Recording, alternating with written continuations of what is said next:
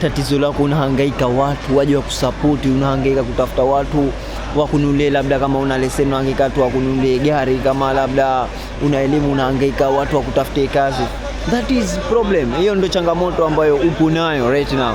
So naenda kuelezea njia ambazo zitakusaidia wewe kupata watu ambao watakuwa wanakusupport bila kutumia nguvu, bila kutumia kuzalilika, bila ya kuomba. Kitu cha mwanzo na kitu kikubwa ambacho nataka ufanye ni kuwaza katika malengo yako.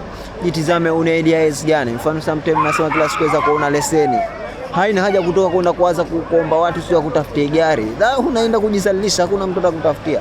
Hatua ya mwanzo tengeneza friendship na watu ambao tayari wana drive, hata kama hawana sehemu ambazo watu wana drive gari unapajua. Nenda siku moja, kuna siku itatokezea dereva itakuwa hayupo, itakuwa ni chance yako. Na cha pili, mfano labda wewe umejifunza, una talent, unahitaji kupata support ya mtu ambaye atakuwa anawekeza katika talent yako, ni ngumu. Kitu ambacho unahitaji kufanya kwa unahitaji uwazi. Watu from nowhere, mtu aweza katoa anatoka Dar es Salaam, mtu aweza kuwa anatoka Kenya, Mombasa, atakuja kwa ajili ya kusupport mtu ambaye amekuona, anaona potential yako. Achana na kuhangaika kana kufukuzia watu wako wa karibu. Watu wako wa karibu watu wako karibu wanakuignore, watu wako karibu wanaona huna thamani, watu wako karibu wanaona hata ukifanikiwa unaweza ukaja watema. Kwa hiyo ni watu ambao ni watu zako wa karibu, lakini mnaishi still bado kama mna ugovu waona wewe na wao.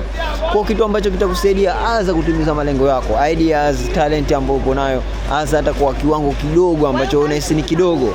Anza hicho nacho. Kuna watu from nowhere watakuja kukusupport, watawekeza nguvu. Kuna watu kama alikuwa wanakuona labda una talent kama mambo haya social media, labda una kipaji unakionyesha kwenye social media, watu watakuja kukuwekeza, watu watakuja kufunga na wewe mkataba.